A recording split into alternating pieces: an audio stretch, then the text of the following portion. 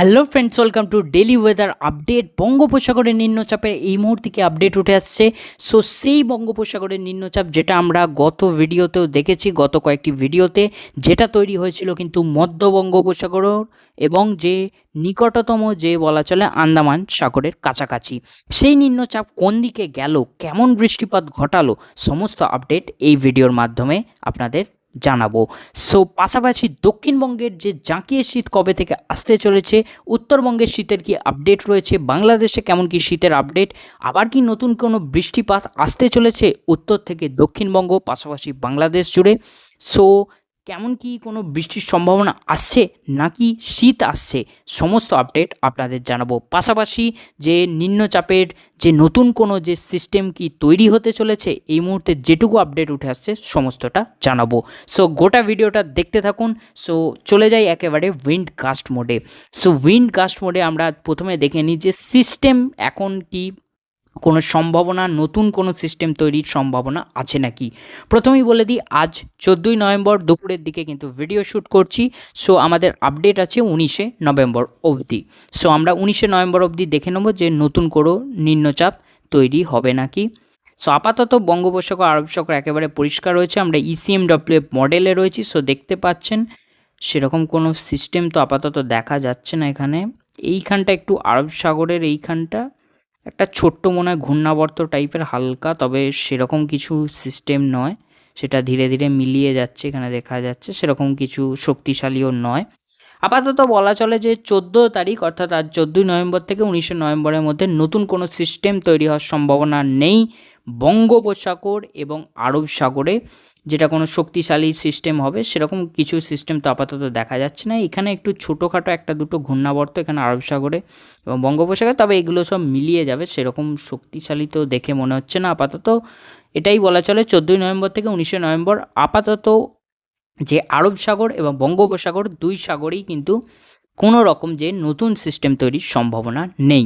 এবার আমরা কিন্তু চলে যাব আমাদের যে main mode rain thunder mode কি আপডেট উঠে আসছে, যেটা বলছিলাম যে নিম্নচাপটা তৈরি হয়েছিল যে আন্দামান সাগরের কাছাকাছি এবং যে মধ্য বঙ্গোপসাগরের কাছাকাছি, সেই নিম্নচাপ আমি বলেছিলাম যে তামিলনাড়ুর দিকে যাওয়ার সম্ভাবনা রয়েছে এবং পাশাপাশি শ্রীলঙ্কার দিকে, যেটা উইন্ডির মাধ্যমে আমরা দেখেছিলাম সেরকমই আপডেট উঠে আসছিল ECMWF মডেল অনুযায়ী, পাশাপাশি GFS মডেল অনুযায়ী। সেই অনুযায়ী কিন্তু নিম্নচাপটা গেছে ওই দিক দক্ষিণ ভারতের বরাবর, অর্থাৎ যে তামিলনাড়ু এবং শ্রীলঙ্কার দিকে। তার কারণে সেখানে কিন্তু ভারী থেকে অতি ভারী বৃষ্টি অলরেডি কিন্তু চলছে, যে তামিলনাড়ু, কর্ণাটক, এখানে হায়দ্রাবাদ, বেঙ্গালুরু এবং এখানে বিশাখাপত্তনম অর্থাৎ দক্ষিণ অন্ধ্রপ্রদেশ, পাশাপাশি যে কর্ণাটক, কেরল এবং শ্রীলঙ্কা, এখানেও কিন্তু ভারী বৃষ্টি যে চলছে বলা চলে আজকে। এবং এই ভারী বৃষ্টি কদিন চলবে আমরা একটু দেখে নিই। সো এই ভারী বৃষ্টি আপাতত 15 তারিখও কিন্তু স্থায়ী থাকছে, 16 তারিখও আমরা কিন্তু দেখতে পাচ্ছি বৃষ্টিটা চলবে, তবে 16 তারিখ রাতের দিক থেকে হয়তো ধীরে ধীরে বৃষ্টিটা কমে যাবে, যেহেতু নিম্নচাপটা শক্তি হারাবে এবং ধীরে ধীরে নিম্নচাপ সরে যাবে।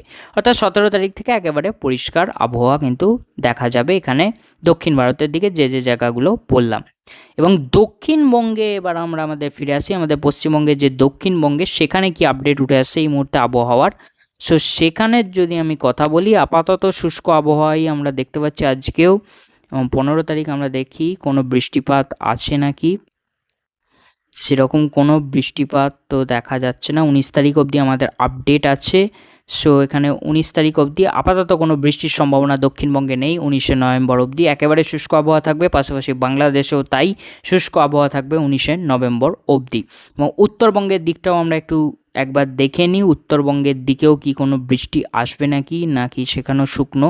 সো সেটা দেখে নিই। উত্তরবঙ্গের দিকে হালকা একটা বৃষ্টি হয়তো হতে পারে, একেবারে ঝিরিঝিরি, তবে সব জায়গায় নয়। এটা হলো দার্জিলিং, গ্যাংটকের কাছাকাছি, আর বাকি জায়গা তো আপাতত শুষ্কই দেখাচ্ছে উত্তরবঙ্গের জেলাগুলো। সো 19 তারিখ অবধি আমরা দেখে নিই। আপাতত যে উত্তরবঙ্গেও শুষ্ক আবহাওয়া থাকবে, তবে এখানে দার্জিলিং, গ্যাংটকের দিকে কিছুটা যে বলা চলে ঝিরঝিরে বৃষ্টি সেখানে হতে পারে, আর বাকি উত্তরবঙ্গের সমস্ত জেলায় আপাতত শুষ্ক আবহাওয়া থাকবে। সো আমরা রেন থান্ডার মোড একেবারে দেখে নিয়েছি ECMWF মডেল থেকে। সো এখানটা আমরা অলরেডি কিন্তু দেখে নিয়েছি এবং আরেকবার আমরা এখানে যে উইন্ড গাস্ট মোডে ফিরে যাই। উইন্ড গাস্ট মোডে এখানে যে GFS মডেল আছে সেখানেও আমরা দেখে নিই যে কোনো সিস্টেম থাকবে নাকি। আপাতত সেরকম তো কোনো সম্ভাবনা দেখা যাচ্ছে না, তবে আমরা তবুও একবার দেখে নিই। আমরা ECMWF মডেলটা দেখেছিলাম, এবার GFS মডেলটা আমি যদি এখানে দেখি, সো GFS মডেল আপাতত আমাদের 19 তারিখ অবধি আপডেট। সো GFS মডেল কি বলছে আমরা একটু দেখে নিই। এখানে GFS মডেলও পরিষ্কার দেখাচ্ছে ECMWF মডেলের মতোই, অর্থাৎ 19 তারিখের মধ্যে আপাতত কোনো সেরকম কোনো সিস্টেম তৈরির সম্ভাবনা নেই 14 থেকে 19-এর মধ্যে বঙ্গোপসাগর এবং আরব সাগরের ক্ষেত্রে। সো আমরা এখানে সব দেখে নিয়েছি, এবার আমরা চলে আসি একেবারে টেম্পারেচার মোড, অর্থাৎ শীতের আপডেট দক্ষিণবঙ্গের জন্য কি উঠে আসছে সমস্তটা আপনাদের জানিয়ে দিই। সো আজকে এখানে আপডেটে চলে যাই। সো যেটা বলছিলাম আগেও আপনাদের বলেছি যে শীত, যে জাঁকিয়ে শীত একটা বলা চলে, অর্থাৎ প্রপারলি একটা শীত, যদি আমি প্রপার একটা শীতের কথা বলি, সেটা কিন্তু 25শে নভেম্বরের পর থেকে সেই শীতের যে প্রকোপটা বাড়বে এবং তাপমাত্রা যে কমার যে হার সেটা আরও বাড়বে, এবং জাঁকিয়ে শীত আসতে আপাতত ডিসেম্বর অবধি তো টাইম নেবে। ডিসেম্বরের মাঝামাঝি হয়তো জাঁকিয়ে শীতটা বাড়বে ধীরে ধীরে, এক্সপেক্ট করা যাচ্ছে সেটাই, এবং সেগুলো পরবর্তী আপডেটে আপনাদের জানাবো। তবে একটা প্রপার যে শীত সেটা 25শে নভেম্বরের পর থেকে আসবে, এবং অলরেডি আমরা দেখতে পাচ্ছি 1-2 দিন হলো তাপমাত্রা কমছে এবং ধীরে ধীরে এবার কিন্তু তাপমাত্রা কমবে, অর্থাৎ যে শীতের যে আমেজ সেটা কিন্তু এবার ধীরে ধীরে বাড়বে দক্ষিণবঙ্গ জুড়ে। পাশাপাশি উত্তরবঙ্গের ক্ষেত্রেও তাই, শীতের যে আমেজ সেটা কিন্তু প্রকোপ বাড়বে, এবং এদিকে বাংলাদেশের ক্ষেত্রেও সেইটাই প্রায় একই থাকবে, সেখানেও শীতের আমেজ বাড়বে। আমরা সেটাই দেখে নিই আজকে রাতের দিকে। এখানে দেখে নিই টেম্পারেচার শো দেখতে পাচ্ছেন অনেকটা কম রয়েছে, এখানে 23-24-এর কাছাকাছি দেখাচ্ছে। এখানে দেখতে পাচ্ছেন বাংলাদেশের দিকেও দেখিয়ে দিচ্ছে এবং উত্তরবঙ্গের দিকেও আপনাদের দেখিয়ে দিচ্ছে এখানে। সো দেখতে পাচ্ছেন উত্তরবঙ্গের দিকে আরও কমে যাচ্ছে এখানে, এবং দার্জিলিংয়ের দিকে তো আরও কম, অবভিয়াসলি যেহেতু পাহাড়ি এলাকা সেখানে আরও বেশি কমে যাবে, যেহেতু আরও বেশি পাহাড়, যেহেতু ঠান্ডাটা আরও বাড়বে, এবং এইভাবে টেম্পারেচার কমবে। আমরা 19 তারিখ আমরা চলে যাই একটু রাতের দিকে। 14 তারিখ আমরা রাতের দিকে তাপমাত্রা দেখলাম, এবার আমরা 19 তারিখে একটু রাতের দিকে তাপমাত্রা দেখি।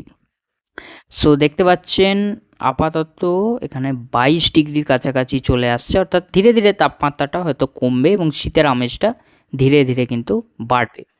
উত্তরবঙ্গের দিকেও আপনাদের দেখিয়ে দিচ্ছি, এখানে উত্তরবঙ্গের দিকে আমরা আসি। সো সেখানেও কিন্তু তাপমাত্রা কমবে, অর্থাৎ তাপমাত্রা যে কমার যে হার সেটা কিন্তু এবার কমে যাবে। তাপমাত্রা যে কমার যে হার সেটা কমে যাবে না, তাপমাত্রা কমার হারটা বেড়ে যাবে, অর্থাৎ যে শীতের এক কথায় যদি বলি যে শীতের যে প্রকোপ সেটা কিন্তু এবার বাড়বে, অর্থাৎ শীতের আমেজ ধীরে ধীরে কিন্তু বাড়তে শুরু করবে উত্তরবঙ্গ থেকে দক্ষিণবঙ্গ, পাশাপাশি বাংলাদেশ জুড়ে। সো আমরা এখানে টেম্পারেচার যে শীতের আপডেট দেখে নিয়েছি, এবং রেন অ্যাকুমুলেশন মোডে আমরা দেখে নিই আপাতত কোনো বৃষ্টি থাকছে নাকি। সো কোনো বৃষ্টিপাত আপাতত এখানে নেই। 14-15 এখানটা আমরা একটু দেখলাম। আমরা আবার রেন থান্ডারে যাই এবং একটু 18-19-এর দিকেও এখানটা একটু দেখে নিই রেন অ্যাকুমুলেশন মোডে। কোনো বৃষ্টির সেরকম কিছু আপডেট আপাতত উঠে আসছে না, তবে এখানে যে দক্ষিণ ভারতের যে রাজ্যগুলো বললাম, যে জায়গাগুলো আপনাদের প্রথমে দেখালাম, সেখানে তো বৃষ্টিপাত চলবে, যেটা বললাম 16 তারিখ অবধি। তারপর 17 তারিখ অবধি, এই 17 তারিখ থেকে কিন্তু পরিষ্কার আবহাওয়া হয়ে যাবে, অর্থাৎ 16 তারিখ রাত থেকেই ধীরে ধীরে উন্নতি হয়ে যাবে এই সব রাজ্যগুলোর ক্ষেত্রে যেগুলো দেখালাম। এবং এখানে দেখতে পাচ্ছেন রেন অ্যাকুমুলেশন মোডে আমি দেখাচ্ছি 14-15 এখানে দেখা যাচ্ছে যে বৃষ্টিপাত এখানে চলবে, যেহেতু নিম্নচাপ রয়েছে। সো সমস্ত এখানে আপডেট দিয়ে দিলাম, এবং একটু থান্ডারস্টর্ম মোডেও চলে যাই। সো এখানে নিম্নচাপের প্রভাবে যে থান্ডারস্টর্ম চলবে, আর বাকি জায়গা আপাতত পরিষ্কার। দক্ষিণবঙ্গে তো সেরকম কোনো সম্ভাবনা নেই, উত্তরবঙ্গের ক্ষেত্রেও নেই এবং বাংলাদেশেও নেই, পুরোপুরি একেবারে পরিষ্কার এবং শুষ্ক আবহাওয়া কিন্তু বজায় থাকবে। সো এবার আমরা চলে যাই আমাদের শেষ মোড, স্যাটেলাইট মোড কি বলেছে, স্যাটেলাইট মোডে কি আপডেট উঠে আসছে। সো ব্লু মোডে চলে যায়, একেবারে ঝকঝকে আকাশ রয়েছে, তবে এখানে দেখতে পাচ্ছেন দক্ষিণ ভারতের দিকে যেহেতু নিম্নচাপ, সেখানে কিন্তু একেবারে যে ঝড় বৃষ্টিপাত চলছে বলা চলে, ভালো রকম বৃষ্টিপাত, মূলত বৃষ্টিপাতই বেশি, অবভিয়াসলি ঝড়ের সেরকম কোনো সম্ভাবনা নেই, যেহেতু এটা যে একটা সাধারণ নিম্নচাপ, এবং এই সময় নিম্নচাপ সেরকম অত ঝড় হবে না, এটা ঝোড়ো হাওয়া হালকা থাকতে পারে, তবে মেনলি এটা বৃষ্টি হবে, ভারী থেকে অতি ভারী বৃষ্টি কিছু কিছু জায়গায়, যে এখানে বলা চলে দক্ষিণ ভারতের দিকে হবে, তবে মেনলি ভারী বৃষ্টি এবং কিছু কিছু জায়গায় মাঝারি বৃষ্টি, এবং কিছু জায়গায় আবার কিন্তু যে অতি ভারী বৃষ্টির কাছাকাছিও কিন্তু হবে। আমরা দেখতে পাচ্ছি এখানে বজ্রবিদ্যুৎও দেখাচ্ছে, অর্থাৎ বজ্রবিদ্যুৎ সহ এখানে কিন্তু বৃষ্টিপাত চলবে, মূলত এখানে তামিলনাড়ুর দিকে এবং এখানে শ্রীলঙ্কার দিকেও, এবং পাশাপাশি অবভিয়াসলি শ্রীলঙ্কাতেও ভালো প্রভাব পড়বে এই নিম্নচাপের, এবং পাশাপাশি কিছুটা যেটা বললাম দক্ষিণ অন্ধ্রপ্রদেশ এবং কেরালা, কর্ণাটক সমস্ত এই দিকটা প্রায় কিন্তু ভালোই প্রভাব পড়বে এবং বৃষ্টিপাত কিন্তু ভালো রকম চলবে। দক্ষিণবঙ্গ পরিষ্কার এবং বাংলাদেশও পরিষ্কার থাকছে, কোনো মেঘ আমরা দেখতে পাচ্ছি না, একেবারে ঝকঝকে আকাশ। ভিজিবল মোডেও আপনাদের এখানে একটু দেখিয়ে দিই, সো দেখতে পাচ্ছেন, এবং ইনফ্রা মোডেও আপনাদের দেখিয়ে দিই। সো ফ্রেন্ডস, এই ছিল আপডেট, যেটুকু আপডেট ছিল আপনাদের জানিয়ে দিলাম। আশা করছি ভিডিওটা পছন্দ থাকবে। ভিডিওটা পছন্দ হলে লাইক করতে ভুলবেন না, চ্যানেলটিকে সাবস্ক্রাইব করে রাখতে ভুলবেন না লেটেস্ট ওয়েদার আপডেট পাওয়ার জন্য। আবারও নতুন যা ওয়েদার আপডেটস আসবে সমস্ত আপডেট কিন্তু আপনারা কিন্তু যে আমার ভিডিওর মাধ্যমে পেয়ে যাবেন, তাই অবশ্যই কিন্তু চ্যানেলটিকে সাবস্ক্রাইব করতে ভুলবেন না। দেখা হচ্ছে পরবর্তী ভিডিওতে। এখন